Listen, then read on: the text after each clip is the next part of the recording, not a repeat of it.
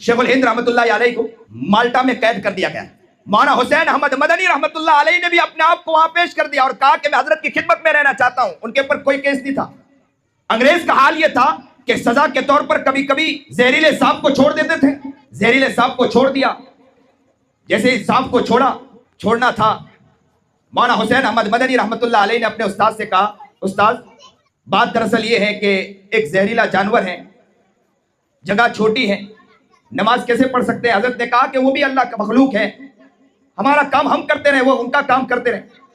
हजरत वाला ने तहज्जुद की नमाज पढ़ी, नमाज पढ़ने के बाद दुआ मांगी, दुआ के बाद जिक्र में बैठे और जब जिक्र करना शुरू किया, किताबों में लिखा है कि ला इलाहा इल्लल्लाह, ला इलाहा इल्लल्लाह का ज़र्ब लगाते थे। जैसे ही इल्लल्लाह का ज़र्ब लगाते थे, वो सांप बैठा था, वो सांप भी अपना सर उठाता था और सर उठा के पटकता था और कहा, सांप ने भी बतला दिया कि जब अल्लाह का जिक्र होता है तो सांप भी इस तरह तड़पता है।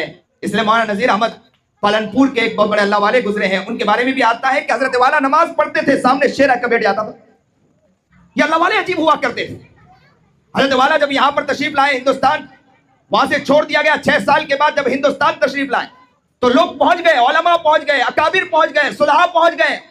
हजरत से पूछा कि हजरत आप बतलाइए 6 साल में आपने क्या समझा? तो हजरत ने अजीब बात बतलाई, कहा कि मैं चाहता हूं कि जगह जगह पूरे हिंदुस्तान के अंदर, अगर हिंदुस्तान को बचाना है तो हिंदुस्तान के अंदर कुरान करीम को नाफिज किया जाए, आम किया जाए, कुरान करीम की तफसीर को आम किया जाए, मस्जिदों में कुरान की तफसीर किया जाए।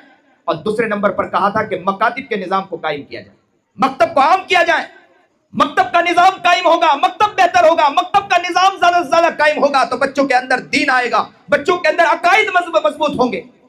बचपन में जो चीज बच्चों के दिल पर नक्श कर दी जाती है वो पत्थर पर लकीर के मिसल होता है।